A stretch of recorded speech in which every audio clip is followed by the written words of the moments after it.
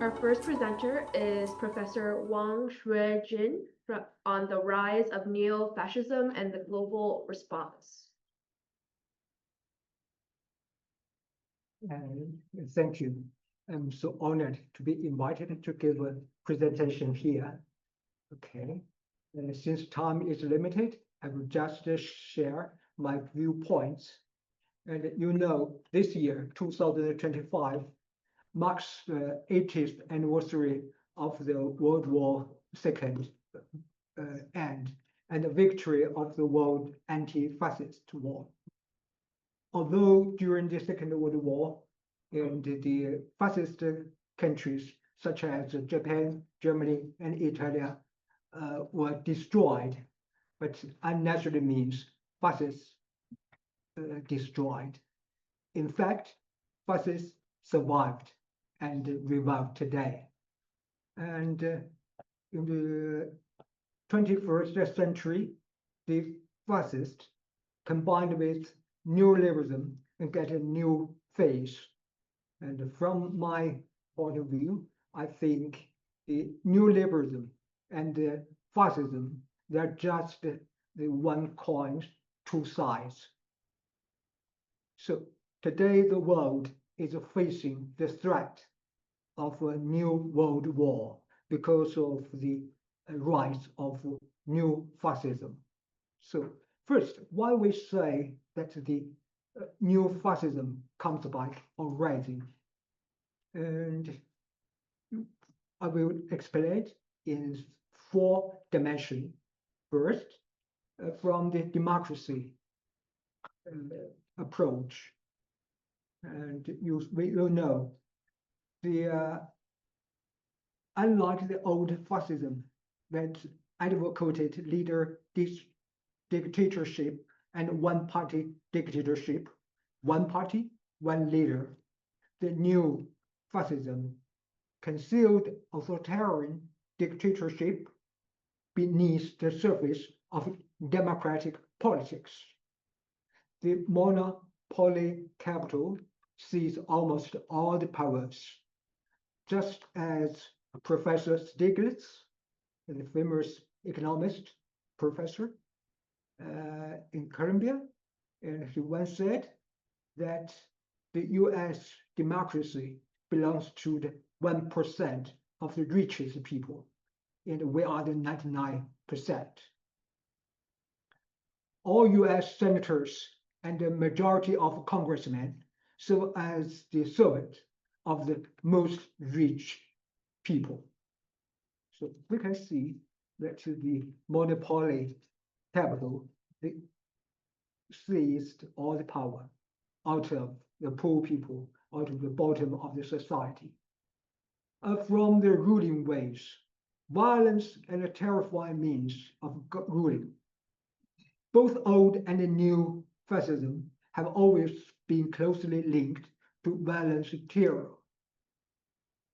And when we review the history of the past 40 years, we'll see whether it was a co-worker strike in the United Kingdom in 1980s, or the Occupy Wall Street movement in the US in 2011, or the Yellow Vest movement in France in 2018, they all ultimately failed due to the violence suppression by the military and the police.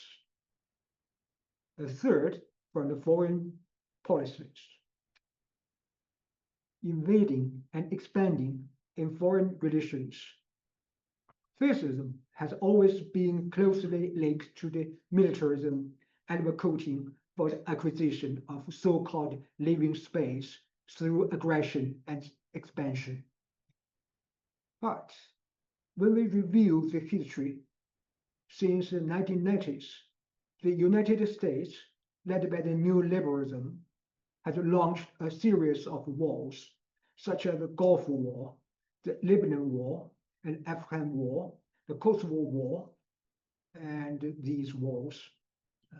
From 2001 to 2023, the wars and the military operations launched by the United States in the name of counter-terrorism have resulted in over 900,000 people deaths and more than 3 million people injured. The fourth, extreme nationalism and racism towards other ethnic groups. Neo-fascism and old fascism those adhere to extreme nationalism and racism. In the United States, although affirmative action laws have been enacted for so many years, but Black people and non-white people still cannot truly enjoy the same civil rights as white people.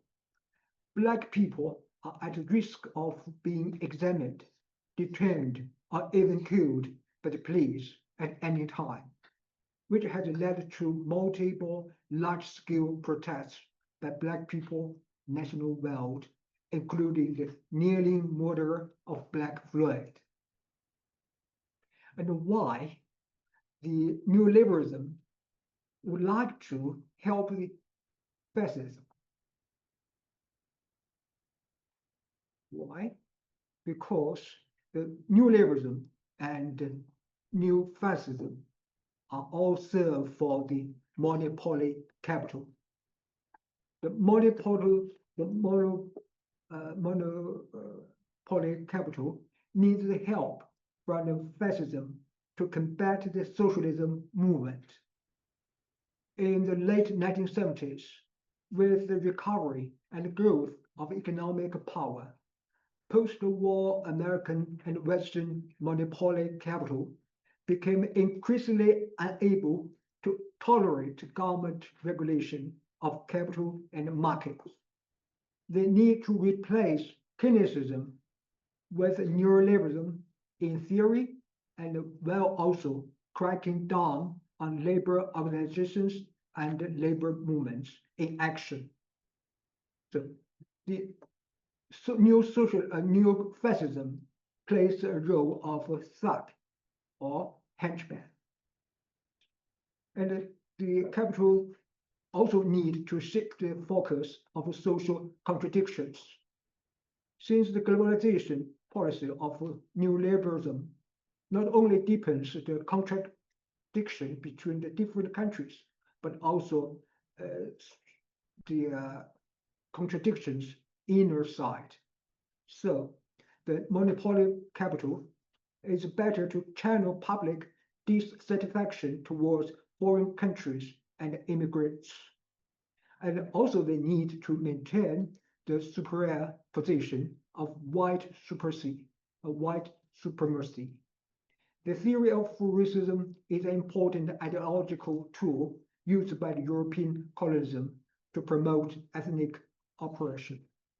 Monopoly capital, with the help of fascist racial superiority theory, can not only consolidate its own dominant position, but also further carry out spiritual and cultural colonization of other countries and ethnic groups.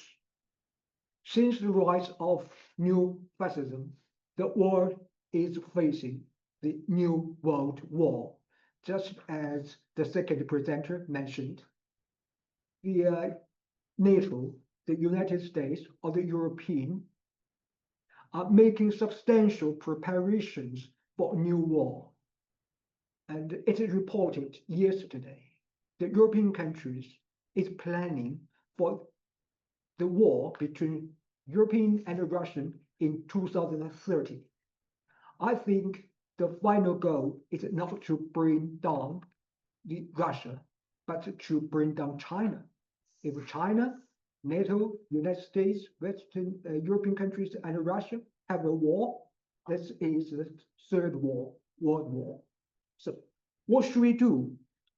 I think all over the world, especially the global south and all the people loving peace, we should work together, construct a community with a shared future for human being, for mankind. And we can get mutual success and get the win-to-win result instead of lose to lose. Oh, that's all. Thank you.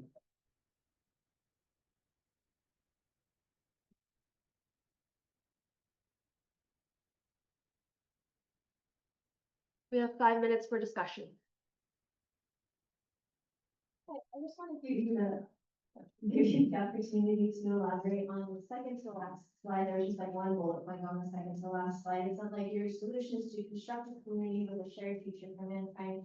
Can you elaborate on the bullet point previously that said the UN has a limited capacity? Can you elaborate more on like why that won't be sufficient? Why that? Okay, so you see that when the United Nations facing the conflicts between Russia, Ukraine, and Israel, the United Nations Security Council has been unable to reach a consensus on a ceasefire and take effective measure to immediately stop the war.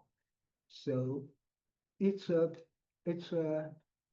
really a problem that the world, after Second World War, we have the system of institutes of United Nations to protect the world coming through the war again. But today, the United Nations is not efficient enough to protect the whole world peace. So we need some new ideas, some change of United Nations. Is that another question? Oh, I don't think I'll. So with do you have a question?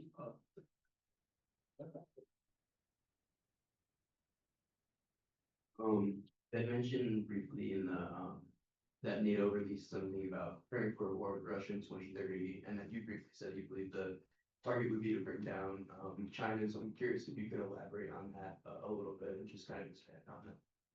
Okay, from my opinion, that the European Union is backing by the United States. Yes, they are the military ally. So if the European have the war between Russia, I'm afraid, I'm not sure, I'm afraid, sooner or later, maybe China will be involved. Okay, okay, thank you. Okay.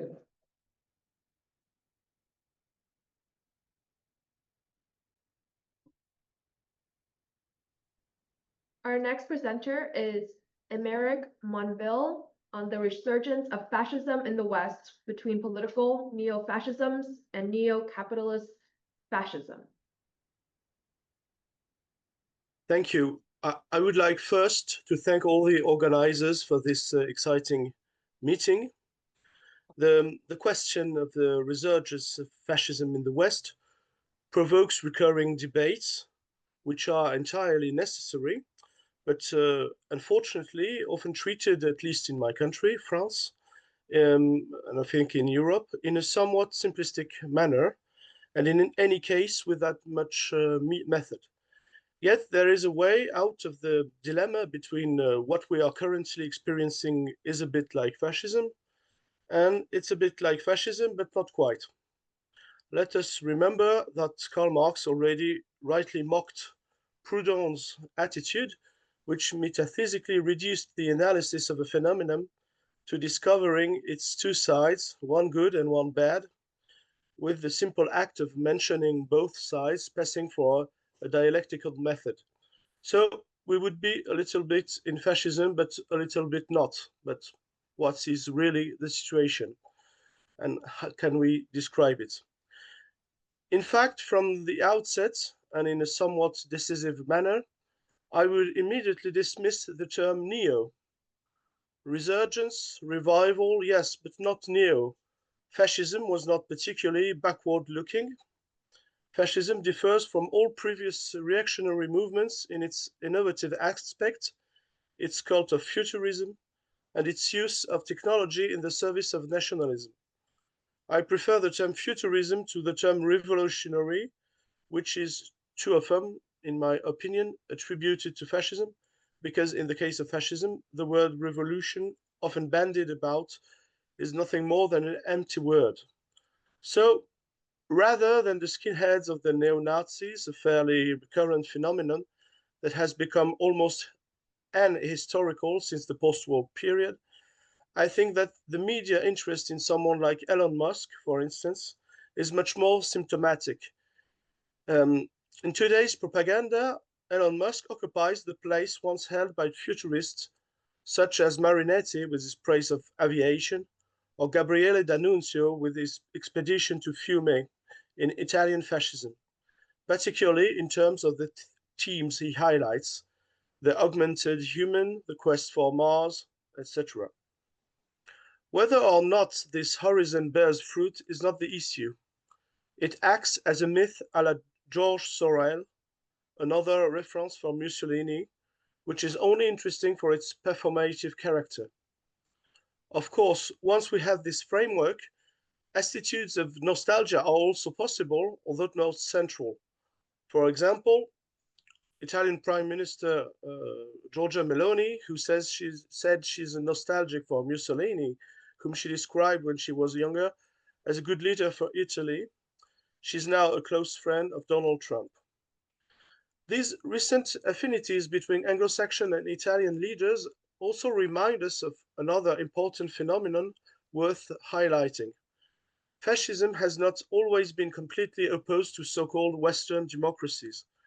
I would like to recall Winston Churchill's little-known statements about Mussolini before, during, and after the war. There are at least 3 of them.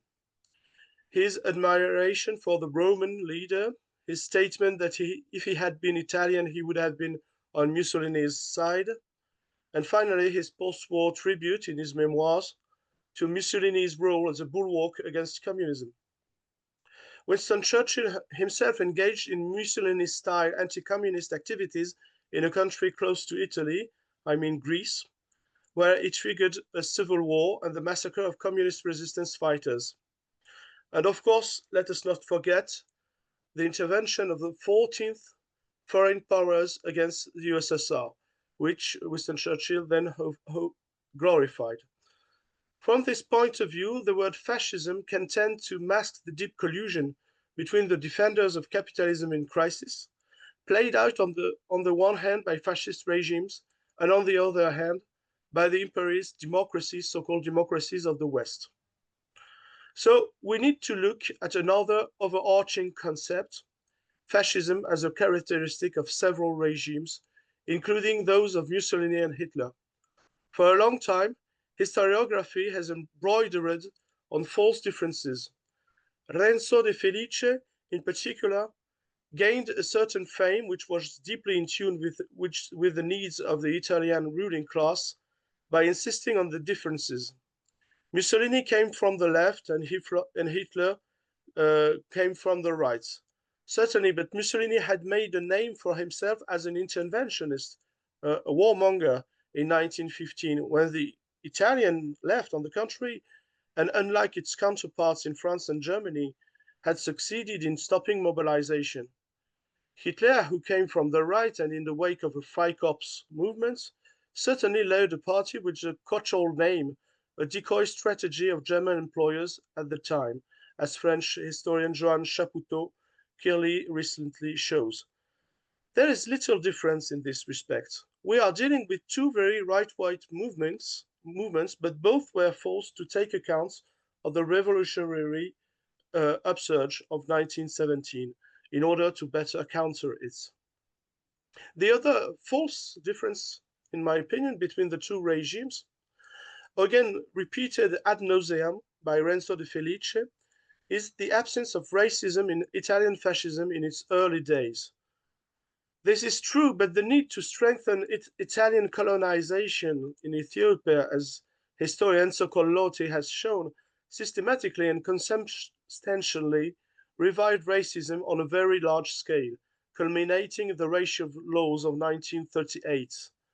The same De Felice, as Luciano Canfora recently showed, really concealed documents proving that Mussolini was himself the editor-in-chief of the magazine La Difesa della Razza, the defense of the race.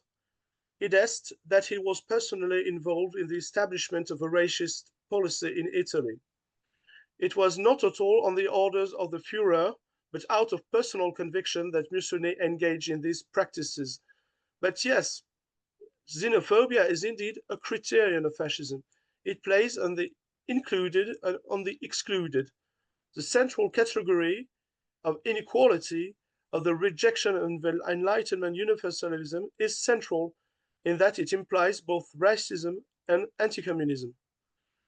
So I'm quite surprised by the ease with which humanism, as represented by Foucault, the Enlightenment as presented by the Frankfurt School, and Marxist dialectic thought as misrepresented by Deleuze, have recently been attacked in the West by all these thinkers, Foucault, Frankfurt School, Deleuze.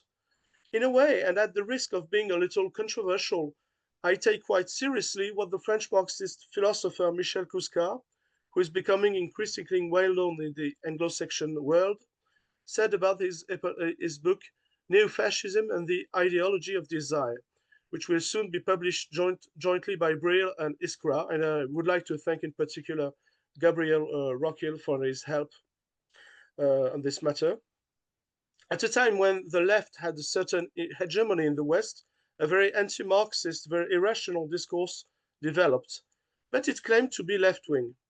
And I'm a bit surprised that this was not clearer to many people. There were many fascist elements, at least if you look at the data.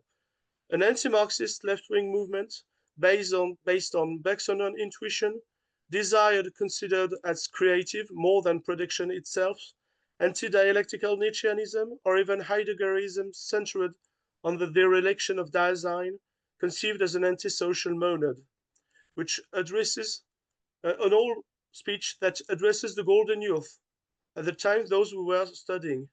And you have Deleuze, Foucault, Derrida. You don't have mass mobilization, squadrism, or militia parties, as an important criterion noted by Emilio Gentile for fascism, certainly, but it's not pointless to question these traditions also. Another point to emphasize is the difference between fascism and Bonapartism or Caesarism, which the Paris Commune often denounced in its speeches. For Bonapartism, I think we should stick on the definition given by Antonio Gramsci in his prison's notebooks, that of a buffer force between two antagonistic camps, in this case, for Bonaparte himself, the monarchists, the French monarchists and the Jacobins, which emerges when neither class takes power. Bonapartism is necessarily, in this matter, a transitional regime. In my opinion, Vladimir Putin's regime is a Bonapartism. It acts as a buffer between the completely comprador capitalism of the Yeltsin era and the pressure exerted by the Communist Party of the Russian Federation, I mean the country's second largest party for more than 30 years. Yes? I'm sorry to interrupt. I don't know if you saw the chat, but we're arriving at time. So Okay. if you conclude and then we can open it up to Q&A, that'd be great. Okay.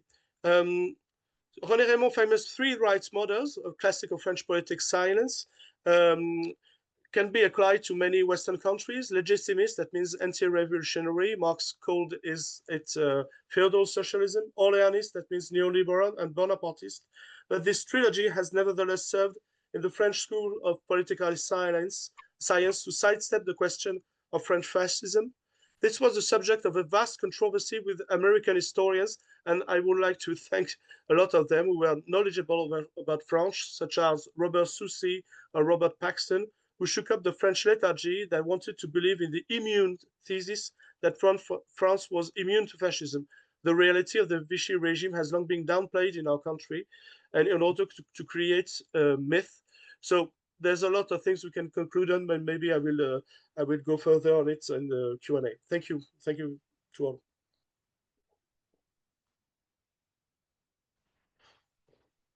Questions from the audience? I was wondering, what role do you think people in your country like Alain de Benoit and those writers around him have played in this resurgence of fascism worldwide? Okay, Alain de Benoit was the founder of the New Left in France. He's a famous right-wing intellectual that has tried to make far-right Gramscism in order to revive those kinds of ideas. But on an intellectual ground, he explained a lot of ideas like of theories close to Julius Evola, for instance, of this kind of thinkers. But I don't think he gained a lot of influence. It has, in fact, it's kind of nostalgia for a lot of far right movements on theories. I don't think that's very relevant for that's interesting in the history of ideas, of course, and in its method, because he gained a lot of support in Europe, I think, but it didn't play the significant role today. For instance, I think that Donald Trump, Elon Musk, and people like that don't care absolutely about them. It has nothing to do with this kind of nostalgia, and that's why I wanted to point out that fascism is not a neo-fascism. It's not only nostalgia. It creates. It means to create something new in its propaganda, of course. And maybe what's important to point out, it's a strategy that we can concentrate upon. Um, it's far from me to criticize the 7th Congress of the Comintern and its anti-fascist line of 1935, which was victorious. And let's not mince words, it saved humanity from catastrophe. But it was a tactical choice, more effective, of course, than the sectarian slogan of class against class, but it was only a strategic choice. And it came at a price, notably the dissolution of the Comintern in 1943. And the people's and it led to strengthening of social democratic strategies in Europe. So when we speak about this, the premise of anti-fascist demonstration, for instance, in France, Siamo tutti antifascisti is now becoming a frequent chant in the demonstration. It's a starting point, but it's not an end point. It says nothing about the strategy to be adopted. The fact that fascism is a part of the mode of production that cannot be described on an economic scale as fascist, because that means little in economic terms. I will remind you that Pinochet's fascism were inspired more by Margaret Thatcher than by the so-called Third Way, but it's framed in a imperialist mode of production, a concept analyzed by Lenin and others, and that's part of this imperialist strategy. And I think it's not very effective to cut the anti-fascist fight from the anti-imperialist, anti-capitalist fight. That was the point where I wanted to conclude upon. Thank you very much.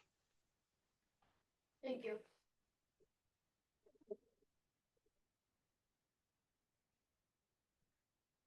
Next up, we have Pratik Raghu on accumulation by humiliation, unmasking the sadistic political economy and ecology of neo-fascism.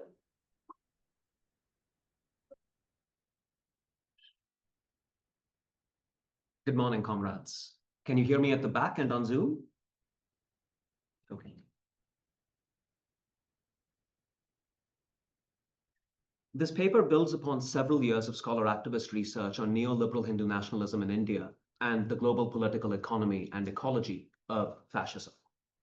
As the crises of late capitalism intensify, neo-fascist actors in many parts of the world are asserting their power through open displays of extreme cruelty.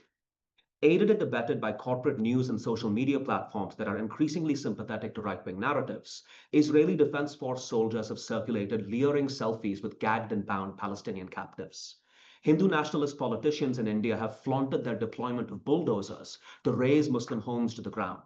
And high-ranking officials within the second Trump administration have celebrated the mass detention of undocumented migrants. As Ajay and Vijay Godavarthi observe, analyses of fascism have rather unnecessarily been polarized, with Marxist accounts overemphasizing economic causality on the one hand, and non-Marxist approaches overemphasizing ideology, politics, organizational aspects, and social psychology on the other. When applied to displays of neo-fascist cruelty, such as the aforementioned, these oversights have by and large reinforced liberal anti-fascist narratives of rising right-wing authoritarianism at the expense of confronting the material forces shaping prevailing reactionary conjunctures. I propose the concept of accumulation by humiliation for better understanding the sadistic political economy and ecology of neo-fascism, particularly under late capitalist conditions in the interrelated contexts of the United States, Israel, and India. To do so, I critically engage David Harvey's formulation of accumulation by dispossession, among other neo-Marxist and anti-fascist interventions. I contend that intentional cruelty enacted by US, Israeli, and Indian neo-fascist actors enables more aggressive forms of settler colonial, neoliberal, and neo-imperial accumulation. Specifically, accumulation by humiliation, 1, expands the ethical, legal, and extra-legal parameters of acceptable accumulation. 2, creates violent spectacles that simultaneously camouflage and galvanize the intensified seizure of personal, public, or communal property. And 3, holds particular bodies and territories hostage to the forced reproduction and expansion of a necessarily capitalist ethno-state. Eco-socialist alternatives across these contexts must reckon with these dynamics of accumulation if they are to credibly challenge neo-fascism. In A Brief History of Neoliberalism, Harvey defines accumulation by dispossession as the continuation and proliferation of accumulation practices, which Marx had treated as primitive or original during the rise of capitalism. Harvey, somewhat controversially, as I shall clarify later on, includes a whole range of processes under this broad category, from the privatization of land, to the accumulation of national debt, to the credit system's role in home foreclosures. Harvey contends that the state, with its monopoly of violence and definitions of legality, plays a crucial role in both backing and promoting these processes. In no small part for this reason, Harvey identifies force and extra economic compulsion as key drivers and defining features of accumulation by dispossession. My conceptualization of accumulation by humiliation draws attention to the prominent role of parastate and extra-legal actors and processes in facilitating fascistic capital accumulation. Now, parastate and extra-legal actors have admittedly been engaging with formalized political institutions and processes across most of the world for some time. Partha Chatterjee's conceptualization of political society highlights frequently messy and even dangerous informal socio-political actors who challenge and manipulate their more respectable counterparts in the domains of the state and civil society through their unconventional and subversive tactics of engagement. However, and notwithstanding their own tensions with state power, right-wing actors in particular have expanded the terms of the state's monopoly on legitimate violence. The dividing lines between parastate and state actors on the right have become increasingly porous in all three of the countries under consideration, at the same time as the range of permissible actions by these commingling actors has continually expanded. In India, Israel, and the United States, fascistic mobs, militias, and discursive frameworks have been partly integrated into state institutions and processes, or come to operate with the tacit or even explicit endorsement of the latter. Hindu nationalist murderers and gang rapists have been publicly garlanded by BJP politicians. Zionist settlers have assaulted Palestinians and stolen their homes outright with open IDF support. And several MAGA vigilantes have volunteered themselves for ongoing ICE raids.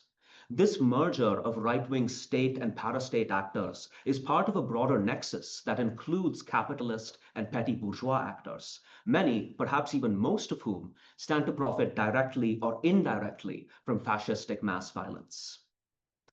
The Gujarat model of economic governance, initially pioneered by Modi in his native state and subsequently implemented at the national level, following his election to the position of Prime Minister in 2014, promotes economic growth by any means necessary, including and especially mass violence. It arguably demonstrates how the frequently decentralized manifestations of neo-fascist mob violence, wherein the proverbial dirty work is often delegated to shadowy, loosely organized parastate actors, nevertheless can and does feed much more legitimized systems and structures of appropriation. So-called bulldozer politics in India exemplifies both the Gujarat model and its facilitation of accumulation by humiliation. The term is a shorthand for the extrajudicial use of bulldozers as weapons against primarily Muslim homes, businesses, and places of worship. According to Ambreen Agha of the Jindal School of International Affairs, the bulldozer has become an inextricable part of India's political culture, a symbol of Hindu nationalist political iconography. The symbolic significance of the bulldozer, however, should not shroud its material functions in the short, medium, and long term. Bulldozer politics has most immediately allowed elites and power brokers at the local and regional levels to accumulate social, political, and microeconomic capital, if you will. However, bulldozer politics has also paved the way for capital accumulation at larger scales and over longer periods of time by chilling dissent and organized political opposition. Here, the enthusiasm of several major Indian conglomerates to purchase land in Gujarat after a 2002 pogrom allegedly overseen by Modi, and the Adityanath government of Uttar Pradesh's more recent attacks on activists and critics opposed to its pro-corporate agenda are perhaps more telling than ad hoc religiously motivated lynchings. The bulldozer, then, is a doubly apt symbol of neo-fascism because it signifies both violent ethno-nationalism and the creeping concentration of wealth into private hands for which the former serves as camouflage and enabler. The normalization of bulldozers as weapons of chauvinistic retribution dovetails with their far more normalized usage as tools of capital consolidation. Needless to say, Israel's own brand of bulldozer politics, as it has been deployed against Palestinians, bears striking similarities to the Indian case. Meanwhile, Trump's crusade to complete the border wall with Mexico perhaps entails another variant of bulldozer politics that nevertheless saves the same intertwining ends of majoritarian populism and corporate profiteering. By way of drawing some tentative conclusions, I would like to clarify that my engagement with Harvey's concept of accumulation by dispossession is a critical one, in light of several generative Marxist and anti-imperialist critiques of this influential intervention. Echoing many Marxist responses to Harvey, Jeff Bailey persuasively argues that Harvey includes in his conceptualization of accumulation by dispossession several processes that stem more so from capitalism's relentless expansionist drive than the usage of extra economic compulsion to incorporate areas, populations, and ecosystems largely external to the capitalist system. Accumulation by humiliation reconciles these economic and extra-economic dimensions of capital accumulation by mapping the long-ish durée and systemic and structural functions of neo-fascist cruelty. I would also like to clarify that accumulation by humiliation is just one possible modality of fascistic capital accumulation. Extending Rob Nixon's notion of slow violence, fascistic capital accumulation may proceed through far more gradual, cumulative quotidian strategies of ontological and epistemic occupation. The Hinduization and Hebrewisation of social landscapes in India and Israel respectively, the ever-intensifying violent expulsion of unhoused people from public spaces in the United States, and other comparable everyday violences could perhaps be grouped under the tentative rubric of accumulation by attrition. Nevertheless, attrition and humiliation are by no means mutually exclusive as strategies of fascistic capital accumulation. And notwithstanding all of these caveats, I still believe that accumulation by humiliation offers a valuable lens through which to understand the sadistic political economy and ecology of rising neo-fascist cruelty in India, Israel, the United States, and beyond. And I look forward to discussing it further with you. Thank you.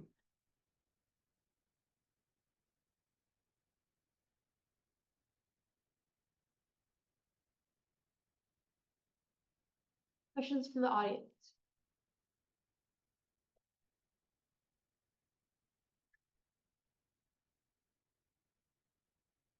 I really like how you framed the very beginning of your talk, and I'm interested in reading the full paper at some point. But what I didn't quite understand while I was in full agreement was there's this sort of dyad between Marxist economic explanation of the rise of fascism, like enforcing market forces via strong power or jepetura or something like that. On the other hand, you're saying there's liberal, more ideological explanations for fascism. Maybe they talk about masculinity or ideas of young men or something like that. And it says, and you're arguing for a third way. What wasn't quite clear to me in the spirit of really agreeing with you and wanting to understand. What is are you doing a synthesis, or is this third position something wholly different? I mean, the examples of bulldozers seems like, well, there's going to be shock and awe kind of cruelty from the foot soldiers of fascism, but then on the back end, there's this sort of economic reorganization of what's been traversed. Is that the case? Or maybe you could explain that synthesis a little bit better for me as a Marxist on the economic side of explanation. Thank you for that question. I am attempting to dialectically synthesize these two major currents within anti-fascist scholarship. I would also say that as an anti-fascist, I have come to see the necessity of triangulating anti-fascism, anti-capitalism, and anti-imperialism. So that figures into what I'm trying to do here as well. I'm trying to offer a much more dynamic framework for understanding neo-fascist cruelty that will allow us to get beyond surface level understandings that I think ultimately play back into the hands of liberal democracy. Most of the responses that I've seen to neo-fascist cruelty in all three of these contexts are some variant of oh my, how terrible, with no deeper analysis of the forces at play. Thanks so much for your talk. I think this work is really interesting and really important. I'm wondering if you could say something about a potential or perceived contradiction within the sort of capitalist bloc itself. Because straightforwardly, if I am a super exploiter of undocumented worker labor, mass deportation now is terrible for me, right? And I really don't want mass deportation now because I really like super exploiting these very vulnerable workers. And so it seems that Trump's policies are working over time to alienate a certain section of the capitalist class at the same time as he very much rewards and coddles a different section of it. And so I'm wondering if your analysis and your framework would be compatible with this kind of uneven set of interests within the capitalist class itself. Thank you for that question. I would say that the crackdown on immigration that is currently unfolding in this country actually reinforces the super exploitation of undocumented workers. I think it is meant to no small extent to actually make migrant workers far more precarious. Make them enjoy far less bargaining power than they already do through the threat of coercion. I will concede that certain segments of the bourgeoisie and the petty bourgeoisie have pushed back on some of the harsher crackdown measures in states such as Florida. I was speaking to someone just the other day about how Florida introduced a law essentially preventing local farms from employing migrant farm workers. And a number of those local farms said, we can't work with this.